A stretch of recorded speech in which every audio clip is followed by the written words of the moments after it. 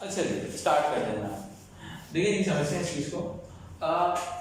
This is one of the most primary concepts of sociology. इसको समझना बहुत जरूरी होता है।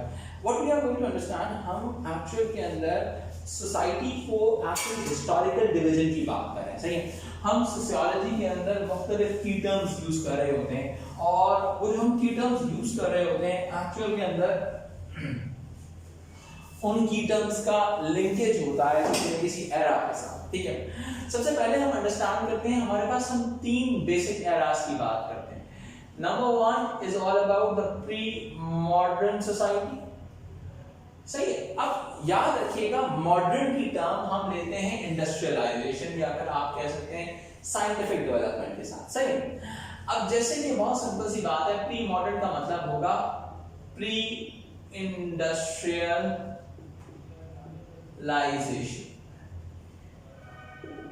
प्री इंडस्ट्रियलाइजेशन, यानी कि इंडस्ट्रियलाइजेशन से पहले का टाइम, यानी कि जब दुनिया में इंडस्ट्रीज लगना शुरू हुई, साइंटिफिक डेवलपमेंट्स शुरू होना शुरू हुई, उससे पहले की बात हम कर रहे हैं, ठीक है।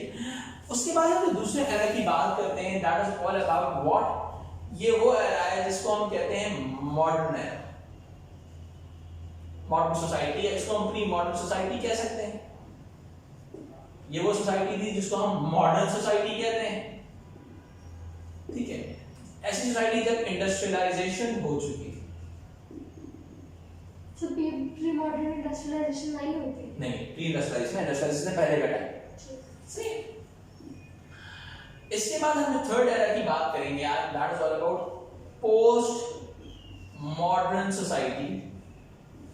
ये वो सोसाइटी है जो आज की आप एक तरह से सोसाइटी कह सकते हैं, इसको हम पोस्ट इंडस्ट्रियलाइजेशन वाली सोसाइटी कहते हैं, पोस्ट इंडस्ट्रियल सोसाइटी, ठीक है जनाब। अब हम थोड़ा सा आगे बढ़ते हैं, सही है। सबसे पहले हम अंडरस्टैंड करते हैं प्री मॉडर्न सोसाइटी में लोग कमाते कैसे थे, what were the economic means that time. उस टाइम पे कौन कौन से इकोनॉमिक मींस थे, लोग पैसा कैसे कमाते थे। भाई देखिए बहुत सिंपल सी बात है, ये उस दौर में लोग प्राइमरी सेक्टर यानी कि जिसको हम कह सकते हैं एग्रीकल्चरल वे में अर्निंग करते थे। अब देखिए याद रखिए, जो इस तरह से जो आपका इकोनॉमिक मीन होता है ना सोसाइटी का, उसका there is a close impact of overall society पे, बहुत बड़ा इंपैक्ट होता है, बहुत बड़ा इंपैक्ट क्रिएट होता है उसके ऊपर, बिकॉज इकोनॉमिक सिस्टम बहुत सारी चीजों को क्रिएट कर रहा है, ठीक है। Moving forward, if you talk about the modern society और इंडस्ट्रियल सोसाइटी, इस दौर में इंडस्ट्रियलाइजेशन हो चुकी थी। इट मींस इस दौर के अंदर सेकेंडरी सेक्टर डेवलप हो जाएगा, यानी कि इंडस्ट्रीज लगना शुरू हो जाएंगी। क्या होंगी बेटा? इंडस्ट्रीज, सही है। इंडस्ट्रियलाइजेशन हो गया, इंडस्ट्रियल सेक्टर, ठीक है। पोस्ट मॉडर्न सोसाइटी की जब हम बात करते हैं तो इस दौर में हमारे पास टर्शियरी सेक्टर नजर आता है।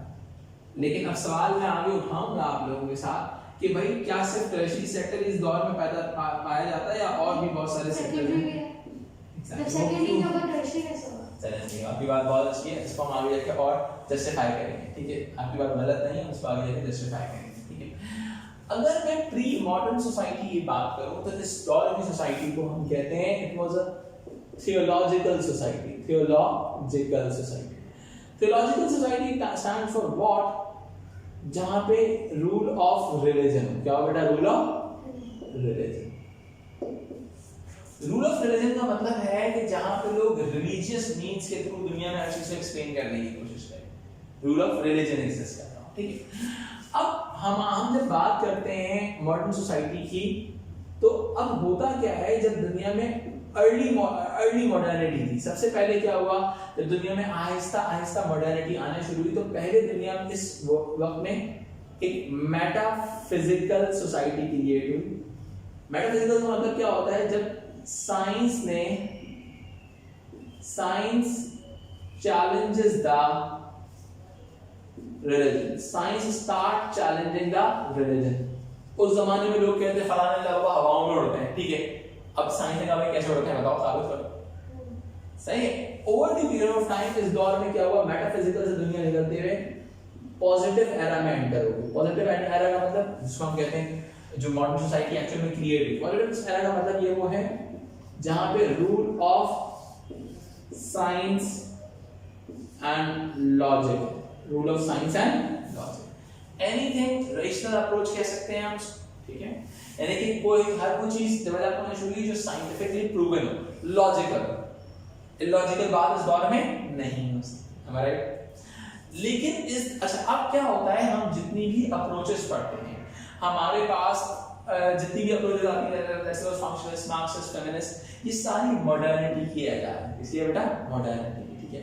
अब देखो मैं तुम्हें एग्जांपल, मुझे एक बात बताओ, what is the similarity between this era and this era? क्या सिमिलैरिटी नजर आती है? Is there any similarity between these two eras? इन दो यानी एक theological, क्या है similarity? सर उसमें भी वो थ्योरी था, लेकिन मतलब उसने सिर्फ जो साइंस से प्रूव कर दी वो है। नहीं, यानी कि इन दोनों में similarity क्या है? Talking about the similarity between these two eras. Industrialisation, यहाँ पे इंडस्ट्रियलाइजेशन नहीं है, कोई वजह तो होगी ना। चलो ना दोनों में प्राइमरी सेक्टर है। नहीं, कहाँ पर यहाँ पे सेकेंडरी सेक्टर आ गया। चलो समझते हैं, एक्चुअल में इस दौर में यहाँ इन दोनों में एक चीज सिमिलर है, that is called Meta narrative. इसका मतलब क्या होता है? बिग स्टोरी, और you can say one truth. One truth का मतलब क्या होता है? बहुत सिंपल सी बात है, बिग स्टोरी और वन ट्रुथ का मतलब क्या होता है? इस दौर में भी कोई एक ट्रुथ को पूरी दुनिया सपोर्ट कर रही है, और इस दौर में भी एक ही ट्रुथ को दुनिया सपोर्ट कर रही है। सही है? यानी कि इस दौर में क्या है, समझ आई बात? यानी कि अब इसका मतलब है यहाँ पे रूल ऑफ साइंसेस आ रहा है, और यहाँ पे रूल ऑफ रिलीजन है, मेटा नैरेटिव। सही है? वो बस रिलीजन में जो बैठ गया वो एग्जैक्टली, हां, यानी कि they all are following only one narrative, और ये they all are following only one truth।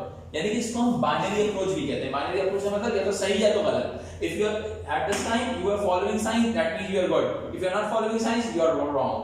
This time if you are not following religion, you are wrong. If you are following religion, you are right. Am I right? So exactly. अब देखो हमारे पास जो Meta narrative approaches हैं, जिनको हम modern theories भी कहते हैं, हमारी सारी मॉडर्न थ्योरीज जो हैं वो सारी की सारी मेटा नैरेटिव बेस्ड हैं, जिसमें आपका फंक्शनलिज्म भी आ जाता है। Functionalism is a meta narrative approach, Marxism is a meta narrative approach, क्योंकि इनको भी इनके नजदीक भी there is only one truth ना। फेमिनिज्म से ये ट्रुथ ना कि सारी चीजें फंक्शंस जो हां, यानी कि वो एक थॉट की तरह ये दुनिया को सोशल सॉलिडारिटी के थ्रू देखता है, ये कैपिटलिज्म में देखता है, ये पैट्रियार्की में देखता है। सही है? अब मैं यहां पे मेंशन भी करता हूं कि दुनिया इसके नजदीक वन ट्रुथ सोशल सॉलिडारिटी है, इसके नजदीक दुनिया का सारा ट्रुथ कैपिटलिज्म है, ये पैट्रियार्की है।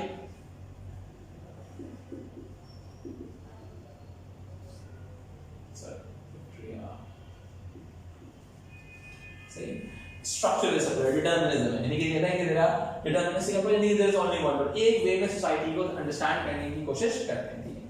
लेकिन जब हम इस मॉडर्न पोस्ट मॉडर्न सोसाइटी की बात करते हैं, तो this is a narrative based society.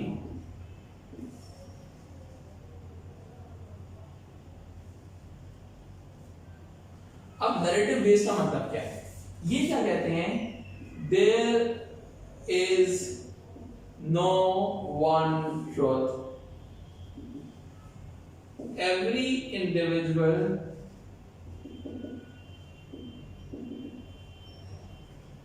develop its own truth on the basis of his own experiences। हर इंसान के नजदीक अपना एक्सपीरियंसेस, अपने एक्सपीरियंसेस की बेसिस पे अपना ट्रुथ वो खुद क्रिएट करेगा। Am I right? सही है? You can say this is micro sociological approach।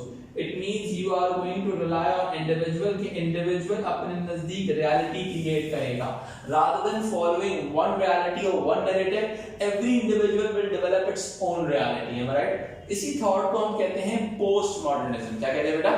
Post modernism. यानी कि post modernism stands for what? There is no one truth, every individual will develop its own truth on the basis of his own experiences. हर इंसान अपना narrative, अपनी thought खुद बनाएगा rather than following someone else।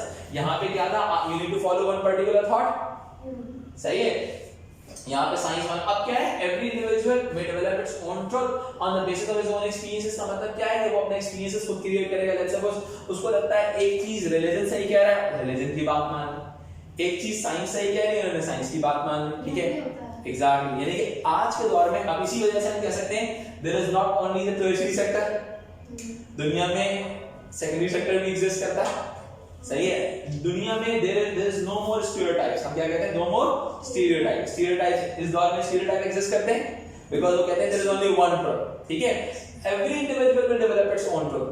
दुनिया में कोई भी चीज फिक्स्ड और अनचेंजिंग नहीं है। इंडियन एनर्जी इस दौर के अंदर दुनिया में कोई भी चीज फिक्स्ड और अनचेंजिंग नहीं है। Every individual will develop its own reality। अब हर इंसान अपनी रियलिटी खुद क्रिएट करेगा अपने एक्सपीरियंसेस की बेसिस पे। उसको लगेगा ये चीज सही है, then he is following that particular thing। उसको लगेगा ये चीज सही नहीं है, वो अपनी चीज उसको चेंज करना पड़ेगी। am I right? It means कि वो अपने हर इंसान के ऊपर आप कोई चीज इंपोज नहीं कर सकते। सेम वे डिटरमिनिज्म यहाँ पर नहीं चल सकता, डिटरमिनिज्म यहाँ नहीं चल सकता।